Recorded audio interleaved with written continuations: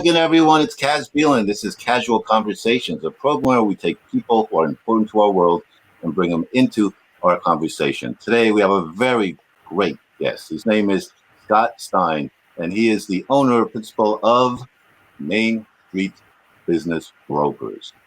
Correct? Tell me about that. Good to be with you, Kaz. So I'm a business broker, and that's my agency.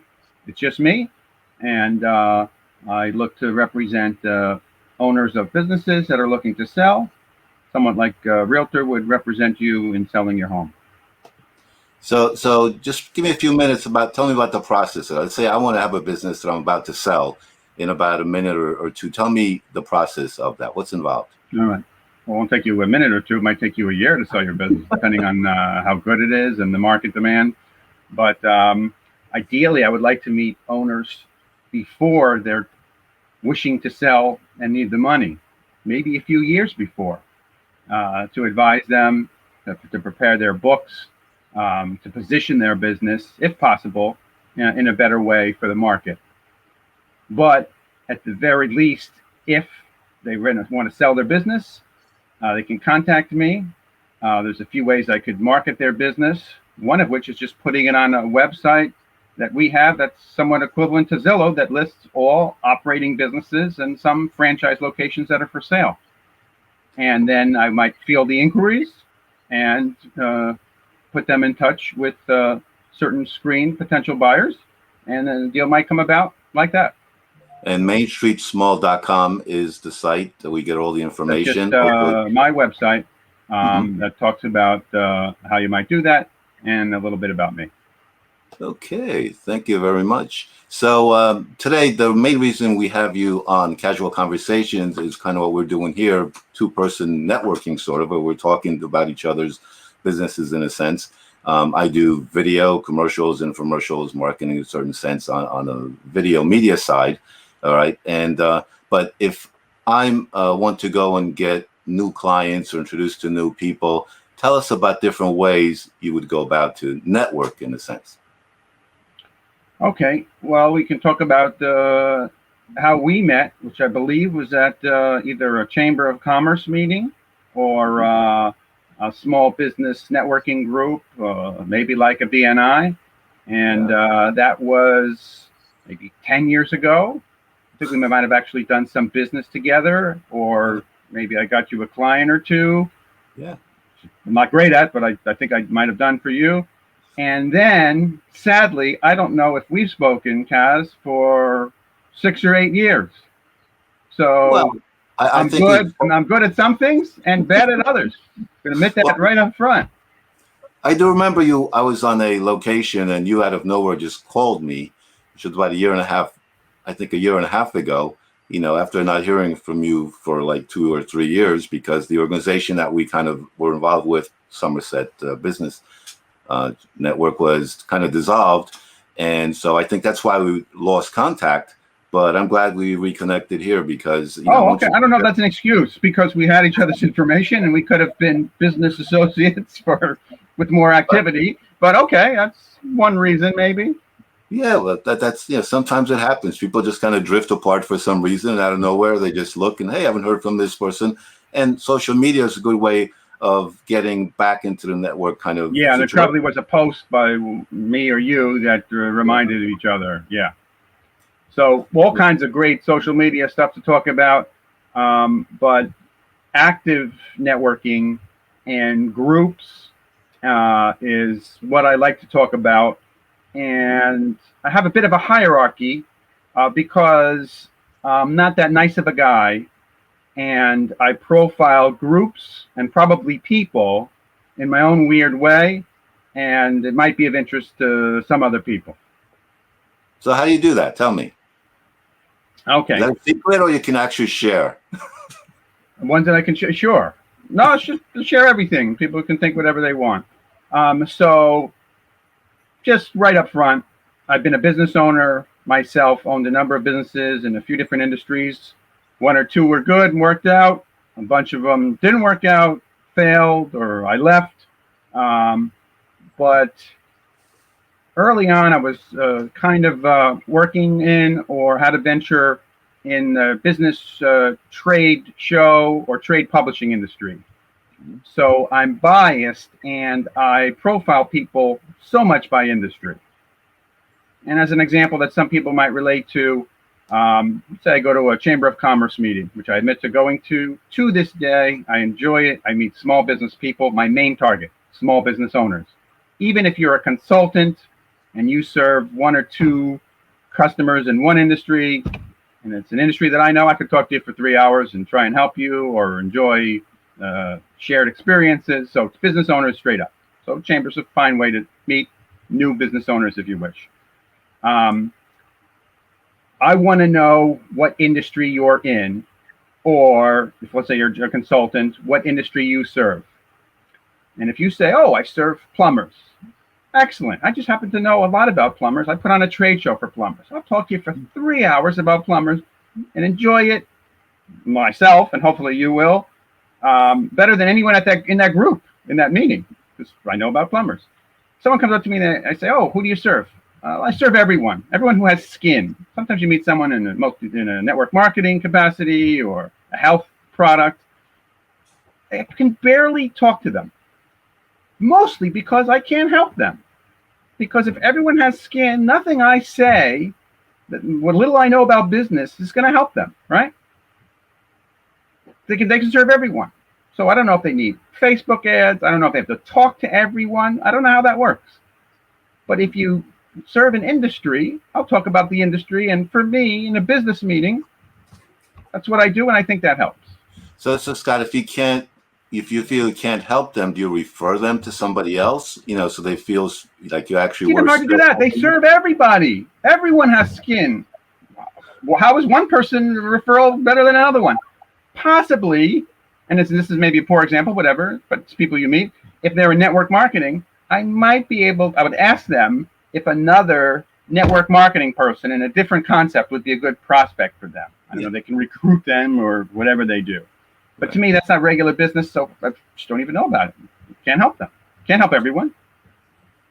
Well, I find, my thing is I thought about joining like BNI, but for some reason, not to pick on them, but I felt like if I don't have what they call brick and mortar, a real store, because you have to refer to people, I think, all the time. And I just saw the couple of times I went, a small group, and they kind of referred each other. And like, if I don't have anybody to refer, I feel like I'm kind of disappointing people there. I'm just showing up. Yeah. Hey, it's a phone call. Is that somebody asking for you? Maybe. We'll see. We'll see. They'll pick up. Happy to talk about that. BNI has good potential. Keep going. Sometimes in a local group, of course, by the way, if you go to a meeting, you're a guest or something, and you don't think you can refer anything to the other people, that's the biggest problem. It's not whether they can refer to you. If you can't help them, of course, not even worth it, right? But assuming they're local service providers and product providers, and you're in the area, yeah, you might be able to refer them. The question is, are they just local business people who don't know the business people you want? It could be. As an example, I was in a service business, and I once went to Manhattan because the BNIs in Manhattan were a little bit more business-to-business oriented. I was in the trade show business. I was looking for people in a few trades, and I thought that was better, and it might have been a little better. And in Manhattan, people are coming from a larger metro area, right? So maybe it would be professionals that would be looking to help people in a few industries in the whole metro area, as opposed to just a town or two. Right. So that's one strategy. And not just to say BNI, but another networking group that serves the metro area. Or obviously I have a hierarchy. Better than that, if you are serving or focusing on one or two trades, find the state or county chapter of that trade group. I go to the county realty board groups because realtors are good for me. I go to the statewide or county accountants meeting. Okay. To meet accountants. That's better than a chamber meeting or a BNI group any day. But I'm an idiot.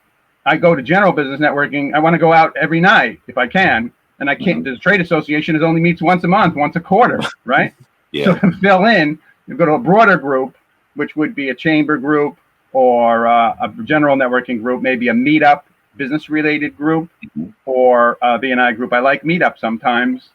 By the way, I like it a little more now that I'm single, and I could enjoy, if it doesn't work out business-wise, just socially talking with people, right? Meeting Yeah, a general friend for the well, time.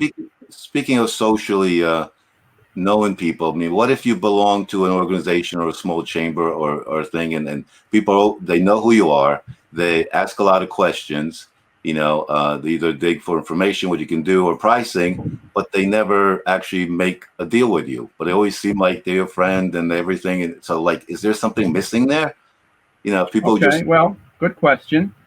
A business friend doesn't have to give you business or refer. Be nice. And I now go in, or for the last few years, go in with the attitude that I want to make a business friend. Someone in an interesting business that I like, that I could learn from, or we could learn from each other, or possibly just enjoy each other socially, drinking with each other, smoking cigars or something. Finding someone who's a good referral source, possibly out of that group, or having a plan in addition to your general networking to just go after people who could be good referral sources straight up. Maybe you won't even be business friends. That's the other way to go about it, right? Yeah. And some people do that online. Some people kind of automate it and do that online, and it works. There are consultants that target accountants or a certain type of attorney, and they never get to be friends with them. They just say, hey, I have this specialty. Do you have any clients that might be good? And the guy might say, sure, and then done. And maybe count that in networking. But for the general networking that we're talking about the way we meet, the local, statewide, New Jersey networking. You can't go in with to me with that high an expectation. Yeah, well, it's all relationship building, I guess, in a sense. You know, sometimes it does take time, and sometimes it might take a year or two, even because, you know, it's just they're comfortable with the group, or they might not need your services at that point. A great point. And I don't know if you want to share. I meet people who I love. I think are great business people. Maybe we could refer to each other. And then I go to another meeting. I don't put in all their information that day in my CRM, and I forget about them. I put it in at the end of the week, and sometimes I don't follow up. Do you do the same? That's the worst part. I waste time because I meet new relationships and don't follow up enough on potential developing relationships.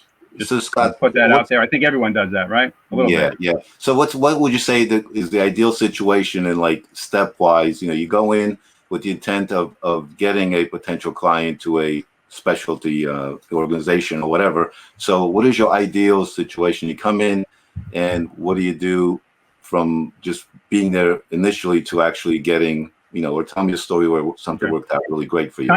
Kind of what BNI tells you to do, or similar networking groups.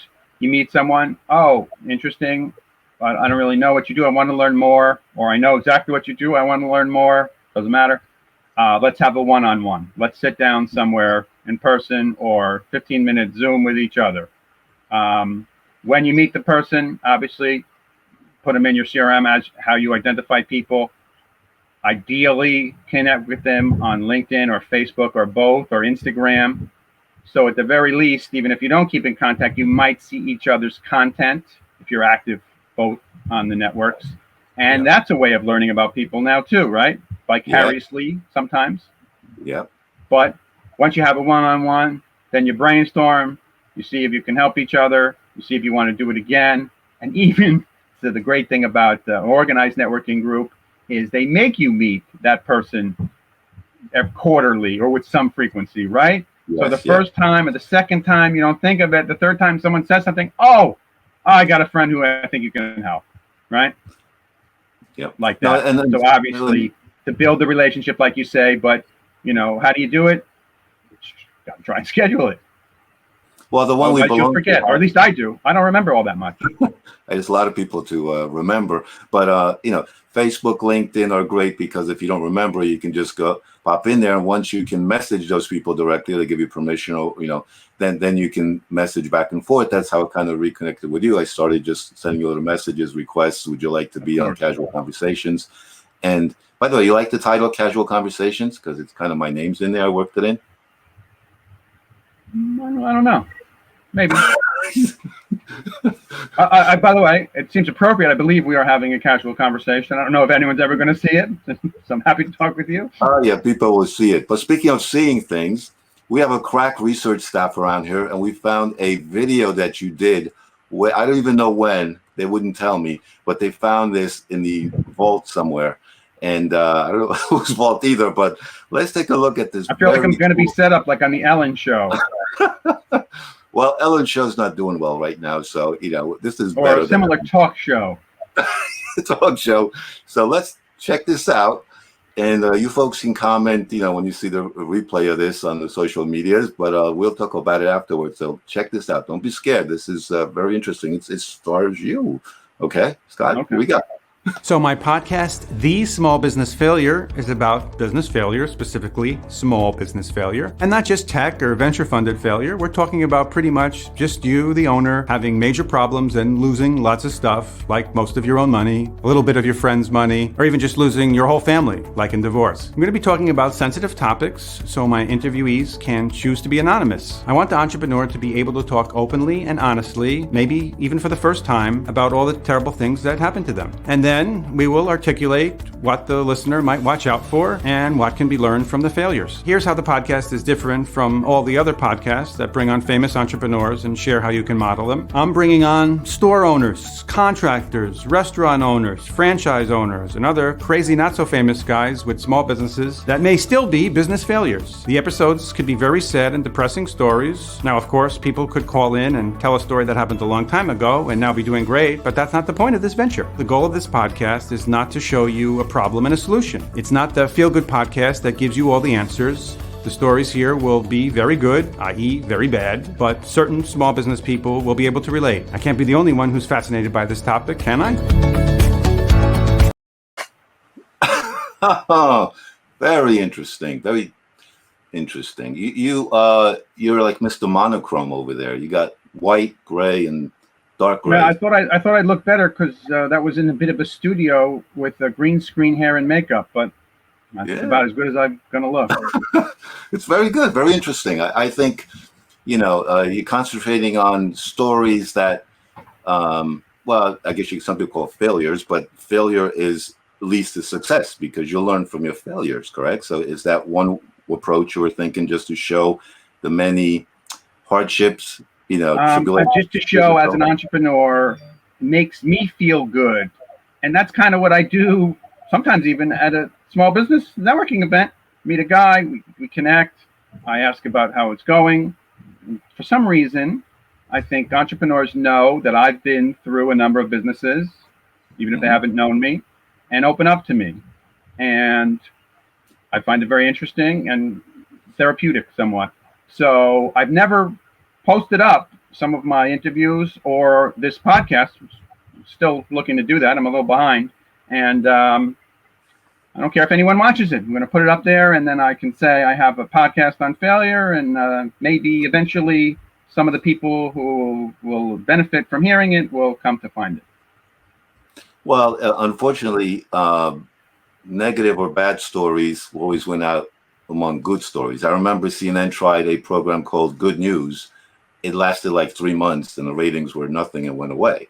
But this is kind of learning some negative stories, but you get a lot of positives out of it because you learn as a potential entrepreneur, business person, or you say, I went through that, you associate possibly with possibly you learn from it. I didn't promise that. I'm just sharing the stories. No, I know, but any story is good, I think, because well, Kaz, you have a very positive attitude. Maybe too positive. Maybe you don't need those stories. I don't know. If you're successful and so positive, maybe it won't resonate with you. I'm not sure. Oh, I think it will. I like stories, no matter what. Okay, then it gives me a little extra motivation to put some of those up. you should repost them, and we'll link them. If you do, we'll link them below this video. By the way, it's my passion, my hobby, what I do a little bit every day. And by the way, I'll mention that for my ongoing business, I cold call business owners. Okay. And when I do that, also on the phone, if they have any inkling of selling their business in a reasonable period of time, many of them share that with me, to my surprise often, and sometimes share with me their struggles and personal financial information very early on in the conversation. But it all ties in with whatever weird personality I have and my background. And why did I mention that? Why did you? Well, it's funny you say that. Yeah. Do you remember why?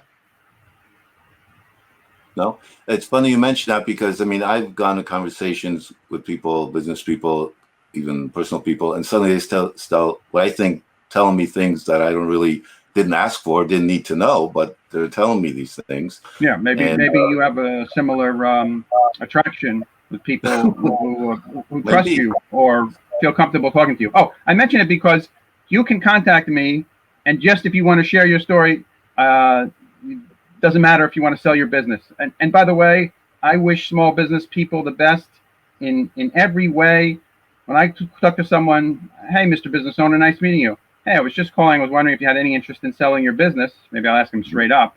If they say no, I'm going great, I'll be happy for them. I'm so happy for them. Yeah. Selling your business is tough, and who knows if it'll help you. It's better if you have your growing business and can keep it forever, as long as you can. Might be great, right? Well, you selling the business, but also don't you deal with the people who are buying the business? While you do you connect people, or is it just yes, but of course, when I'm working on a job for someone, hopefully I have an exclusive agreement with them to sell. But in general, I'm talking with the business owners more that might be looking to sell. To grow my business, I'm still looking for listings, like a realtor's looking to sell homes. They don't necessarily want to work with buyers as much. If you have the listing, it's better. So I'm still looking for listings, and I admit that. So mainstreetsmall.com is where you can contact Scott L. Stein. Now, why do you have the L? I'm just L with the initial. Sorry, Kaz, because there's a lot of Scott Steins. It's a popular name. So on social media, I add the middle initial L. That's all. Well, I have Kaz dot or period, whatever you want to do there. I've had that before .com and stuff was there, and I just keep it there. If people sometimes ask why it's there, I either make up a story or they say why they have a story why. I just say, yeah, you're right. Just it starts something to talk about. Does anyone ever ask in the domain sense if you applied for the .bielen TLD and spent $100,000 so you could own the .bielen space forever? I haven't done that, but I should consider that. Thank you for that. I know a little bit about the domain names. It's a hobby, so that's why I asked. I was at a trade show a long time ago, and so I wanted to make sure that they put the dot in there. This is like going back to mid-'80s, right? New York. On your name badge or on the booth? On my name badge. So you fill in what you want on your name badge. So I filled it in, and back then it was just you have to send a letter, and so I made the dot a little bit bigger. So I get to the place and I go get my badge, and the card said Cazual. Cazual. They thought it was you made the dot so big that it turned into a letter. Oh, yeah. So I walked around with Cazual. It was effective also. People kept asking, like, that's a unique name. That's a cool name, Cazual. I'm like, yeah, okay, why not? What am I going to do? So I rolled with it, and it worked. I think it got a couple of people interested in, me working with them, and it worked out in the end. So why not? With Cosmo Kramer, right, on Seinfeld, that was his name, Cosmo. So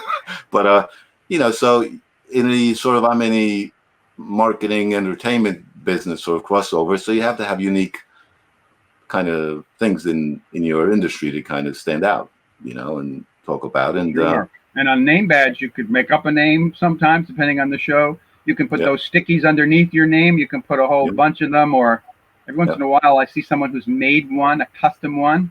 Yeah. Yeah. No, it's all good way to go. So Yeah. let's do a little key takeaways there of what Okay. So, today. want me to explain this a little bit? Yeah, go ahead.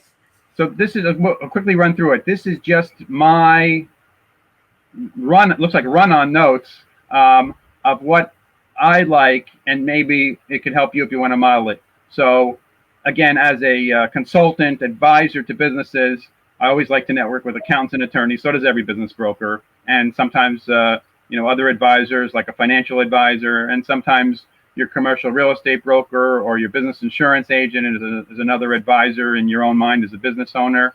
Other great networkers, BNI types, trade association, chamber of commerces, especially people on the board or the president, even if it's a paid person of each group, because they're usually extra good networkers, and it's kind of their job to help you find, similar people or suppliers or customers in the industry.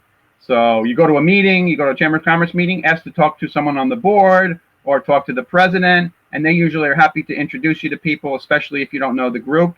That's a good tip. Ethnic groups, I write just because in my own experience, I found that ethnic groups have a lot of nice entrepreneurs and friendly people in them. I'm a member of the Chinese American New Jersey Chamber of Commerce, certain Hispanic Chamber of Commerces, Asian Realtors Group, and I've met some great people in there. And then getting broader, salespeople from almost any industry, because salespeople usually like to meet a lot of people if they're successful, and sometimes they're good talkers, which is good just from the conversation starting standpoint. And then getting even broader, people who have a positive outlook, interested in self-improvement, and just happy people in general. I mean, broadening out from there is just the whole world of people, which is too broad. No, I think you got to think Hope positive. that helps. Stay positive. Lots of information there, Scott. And again, you can contact Scott at mainstreetsmall.com, and he'll be happy to talk to you and inform you. And if you're selling your business or just any other cool advice there, you want to know how to deal with connections and business and all. So the important question for you here, final one, is, Scott, yeah, boom, boom, boom, boom. Was my drum roll. How are you in networking recently? What's your best, just so I can get an idea? And I know your industry, and just remind me, you go to any trade associations? What's great for you? Well, it's been tough in the last year. Even the Chamber of Commerce that I belong to and other ones have had in. Yeah, they didn't even meet. And then recently, I haven't been attending groups who don't meet in person, punishing them in my own way because I'm upset. Just a point of note, Jersey Shore Chamber of Commerce, Random Regional State Chamber of Commerce, had meetings virtually the entire pandemic at any restaurant that would host, a few people at a time. And I patronized them because of that. And some Chamber of Commerces still have not had in-person meetings or are only just starting. I'm wishing them all well. And I'm going to try and go to an extra few meetings to support the in-person meeting to get this economy started, because it was terrible for so many small businesses. I'm upset with New Jersey for being more restrictive than the rest of the country. And it's another reason why I look to personally attend things, hopefully for the benefit of our whole economy statewide. Yeah, well, let me tell you one thing. The Gateway Regional Chamber of Commerce, which you and I belong to, or I don't know if you still belong to them, but they usually have a mayor's meeting, and they have an awards dinner, which a couple hundred people show up, but they couldn't do it. So we actually did a virtual version of it. The mayors had to record their own little presentation, because in the past they have like a 5-minute presentation in person. They have to record it, send it in. We composite all that. And then for the mayor, we actually went to their house, personally presented them the award. Of course, By the way, it seems like you helped them with that, so I'm not going to make fun of it. Yeah, and it's better than nothing. So right. Good job. But it was a good attempt, and it was up to them to create. Some were very creative, very professional. Some were just talking to the camera. I don't know what abilities each one had, but there was no directive given. Just, this is your timeline, and do what you would have done in person. So, and then for the awards one, we did. It was an in-person short one where only the winners were given the awards. at a hotel. It's the usual 6 feet space, whatever. Clean off the podium, the whole thing. Which when it was edited, you didn't see that, but so they made an effort to continue sort of the winners in a sense of that. But I like that, Caz. I don't know if anyone would pay you, but I think we still have over 200 mayors in New Jersey. Maybe you could do something to see which mayor can make the best video if you set them up. Well, maybe you can help me set that up. I just told you that's just my idea. It's my brain. I don't know how to do it on any of this stuff. Well, ideas. You do. I think you do, and you're not sharing. You do know exactly how to do it. So if you run with that and you don't even tell anyone, I'm going to wish you well. Ideas need execution. Someone to complete that idea. Without it, it's just an idea sitting there. Maybe someone smarter than myself. Oh, come on, you're very smart. So listen. So what did you think of this casual conversation? Was it casual enough for you? What do you think? Give me an honest opinion here. Review yourself. Sure. I enjoyed sharing. I hope someone appreciates it, and I should have asked you a few more questions now that I think of it. I don't know if there's time. So I asked you how you're networking. Still yourself, local chamber is good, and we're both wishing them well. Any other markets? I know you used to be great in auto dealerships, were good customers of yours. Any other new markets that you're I don't know if you want to tell me offline, or I can ask you here in this forum. Hopefully it's not secret. Any other markets you're doing great in that I should know about? I mean, how would you say municipal government? Oh, I kind of like from that. Maybe you did some government work, municipal. So, okay. So is it city? Have you done anything for the county or state agencies? County and city, yes. County. Oh, wonderful. Okay. So, I used to go to and sometimes exhibited at, for various ventures I had, the League of Municipalities trade show in Atlantic City. Did you ever go? No. Tell me maybe I'll go with you. I don't know if they had it last year, but it's usually at the end of the year, so they might have it this year. It's like a week or two before or after the Realtors Conference, which is in Atlantic City, tri-state event. And the people who go are the mayors and town manager and a few other officials for each township. It's a pretty big event with a trade show. That's a nice way to meet the city people. And the county officials, I don't know their titles. I don't know what the person who's in charge of the county is called. But they have their own events. I don't know if they have a trade show, but they have conferences. That's also another nice event if you have something to showcase there, or again, my advice, first time, walk the aisles. Yeah. Meet people, if you're just starting to work in that market and you're not a big supplier. Or I can go gather content, which means I can go there, talk to people, record it if they don't mind. Now that is I love that you do that. That's a great way to get people going. Yeah. Like, this is a secret way to get me to be a customer somehow in the future. I know your deal, Caz. I know how you work. But the great way to give free content and then work that into a better relationship. Wonderful. Not every professional can do that. You can. I love that. Wonderful, wonderful to hear. That's a great tidbit. I forget about that. I got to think, what can I do? Kind of like if I do my podcast, and if that's my community, maybe that'll help my business. Maybe not, but it's a way to provide something other than like free valuations, which kind of also do. But well, you have to, I think, in that sense, think about subject matters that would be important to that industry of people. And then I would think come up with 2 or 3 questions. So then you can do a composite of the top 5 realtors in New Jersey say this about what realtors in Jersey say about this subject, how to sell a house in this crazy environment, whatever. And then just their answers, boom, boom, boom, boom. So that's your formula. Bring a camera, have a few questions, and roll from there. Yeah, because then you have I could probably adopt that in 1 or 2 markets, sure. Yeah, and because if you get into asking one person a question and talk about themselves, all that, it's like there's so much time spent on that rather than just give me, ask them for information that they would be proud to, express to the world. And nothing like when you ask someone, how do you, if I just asked you, so you're a broker, helping sell businesses, their business. So what are the things that they want to hear? Like, what would you say quickly? Like, you go to first, what are the key things that they want to hear from you that'll convince them you're the right person to help them sell their business? Like, you probably know what that is, right? Yeah, and to be honest, that's not the content that I focus on right now. Mostly because I don't know a nice way to provide that. I feel it might be boring, and I feel on LinkedIn, I see with the other brokers, they give you a list, they give you something. I'm still thinking about nicer ways to present that. And for now, I'm just happy to talk about business interactions in general. Like, I'm happy to talk to you about networking. I don't know if any other broker would take the time to talk about networking, but Right. I'm in small business. It's related, so I'm happy to do that. As far as, why people call me, exactly what I do, I haven't been in social media made that my biggest focus. Right. No, Maybe in the future I should, or maybe you can help me with that. Oh, I can. I've Maybe seen you your did. post. Maybe I've you just seen your, did. You asked me. I don't know if I performed, but maybe you just told me it all right now. yes. And you gave me the formula of how to go to the realtors. Maybe I don't even need you, Kaz. Maybe you shared too much.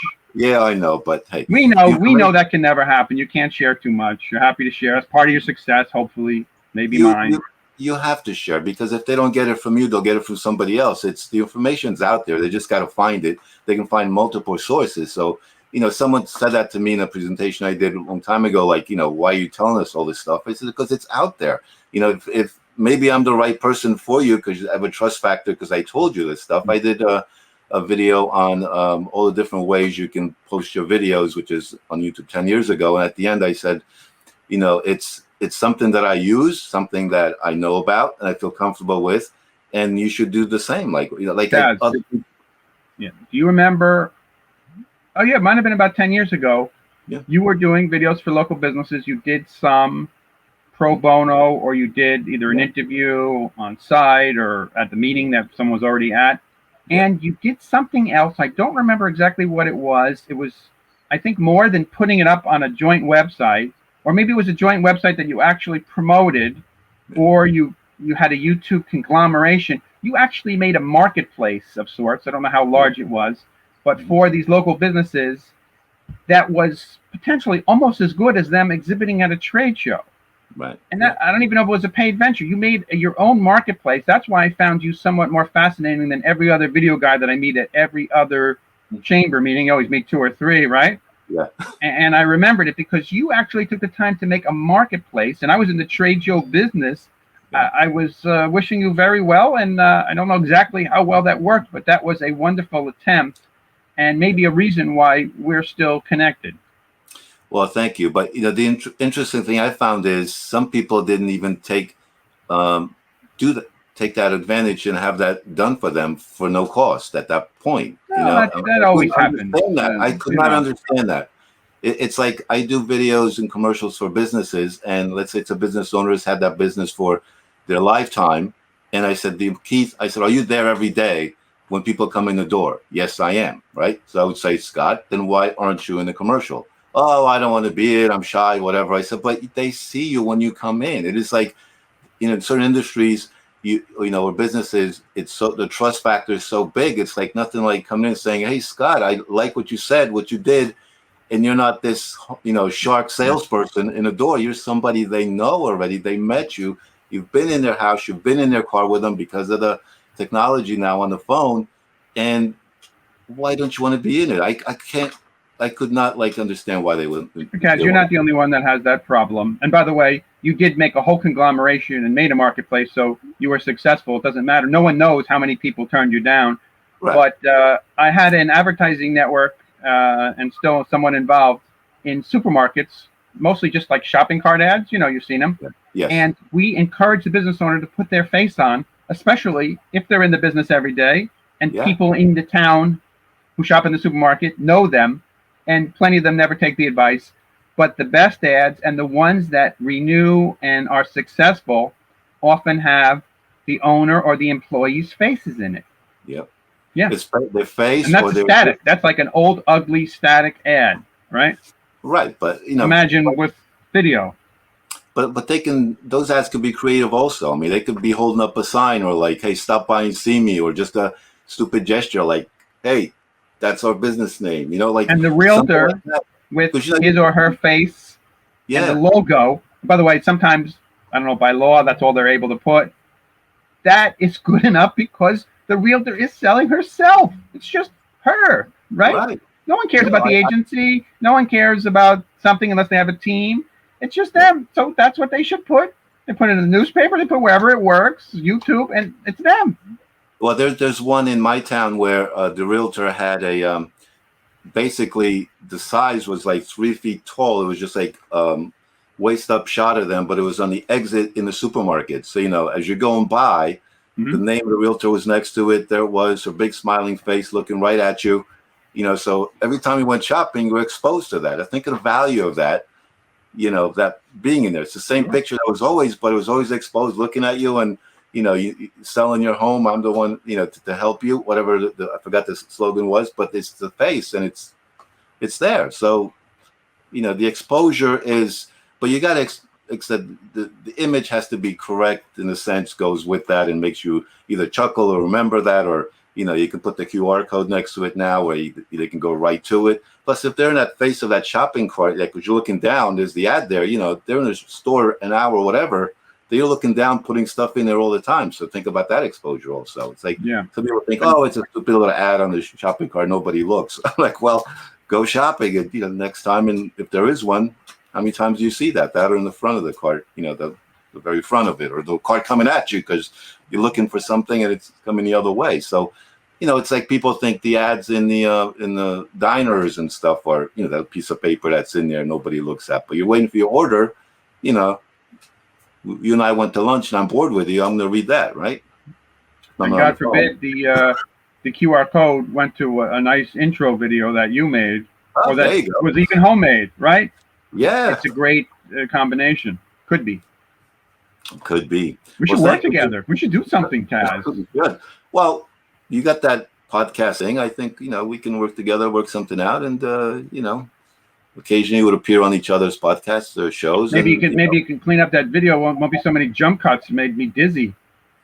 Well, see, I come from the world where jump cuts were not acceptable, but now they're acceptable everywhere. The only thing with that video I would suggest professionally is I would edit that and make a cut to a closer shot and a wider, so you won't see the jump cut. You would just think it's two cameras going back. Yeah. So my whole body the whole time I forgot. Yeah. So you're like in one place going, whatever, but if you go close, wide, and also I would put some graphics on the outside. If you're saying something, slide a graphic in that says, if there's a point you're making, and it's, I found it interesting that we were kind of serious, but at the end you made it funny. There was a funny line at the end. Actually, I don't know that I tried to make it funny. If you found it funny, that's fine. You know why it doesn't have graphics on the top and the bottom. Right, yeah. So, but... you know why? Why? The guy wanted $1,000, so I put in the graphics. Isn't that the reason most people don't have the graphics on the top and the bottom? I don't know. Some just don't want it, but, some feel it's distracting. No, I totally agree. It would be better with some graphics. Graphics at a certain point are ideal, especially if the point you're making, or a graphic and a sound effect, or sound effect. Ooh. I'm sure you had a sort of. Well, speaking of graphic, I know we're going long here, but this is interesting. So let's say something that's amazing to me. Go ahead. What do you think is amazing about selling your business? Go ahead. It's amazing that you might work your whole life, have income, enjoy it. And then when you want to sell it, it might not be worth much to other people, depending on what kind of business it is. Sometimes that's amazing. Wow. Ah! Wow. Awesome. That was amazing. So I was thinking sound, but that is graphic. What do you call that? Graphic. Graphic, yeah. So, graphic overlay. Yeah, graphic. YouTube, you got to have stuff like that, right? Do stuff like this, see? That's electronic live.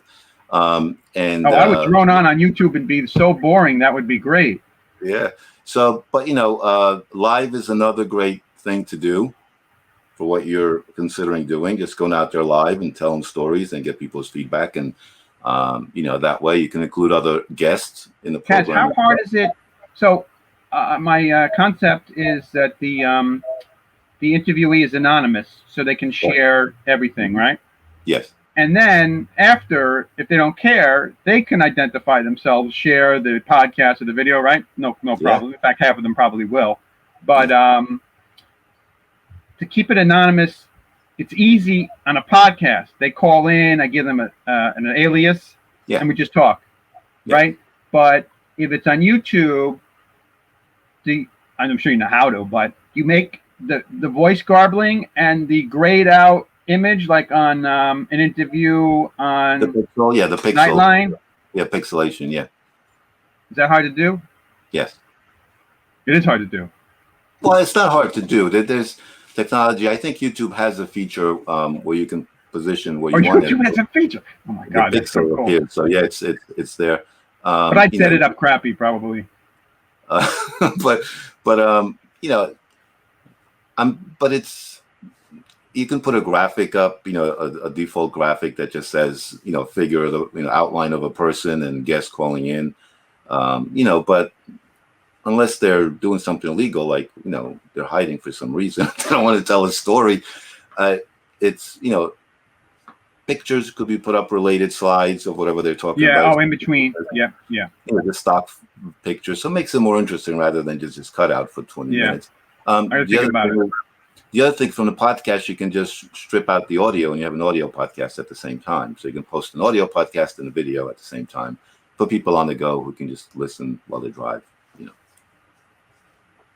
Oh, so in the beginning, I'm not going to even figure out how to meet people to do it. So it'll be audio anyway, I think. That's what I was thinking, just make audio. I would say go with the video, because you can always not use the video, use it in the future, use it for composite or promos. But if you don't have the video, you know, you can always... now I'm a little confused. Maybe we should talk offline. Yeah, you should. All right, so I'll talk to you in a few seconds offline. But again, thank you very much, Scott L. Stein, Main Street Small. Love these graphics. Thank you, Caz. There you are. Appreciate it. Well, you sent me some of the elements, so, you know, just piece it together, and you get to type in your own name. That must have been exciting, you know, right there, Scott L. Stein. And and no, it's just been really fun, informative, educational, whatever people want to think it is. But I think it's all of the above to me, because anytime you talk to someone in a nice casual conversation, and you learn a little bit more about them personally, as well as about their business and what they do. And in your case, you kind of do it all because you have a business that helps other people sell their business or continue their business. So, hey, sort of I do the same thing, but, you know, different areas. We can always work together. That's what's exciting, right? So, yeah, and we just did. Excellent. Any final words you want to say to everybody watching? No, Caz, wish you well with this venture. Now I probably got to watch all the episodes that you made to see if there's binge watch people for me. I'll treat it like a private networking group. That's a nice way to think about it. Thank you. Talk to you soon again, Scott. Bye.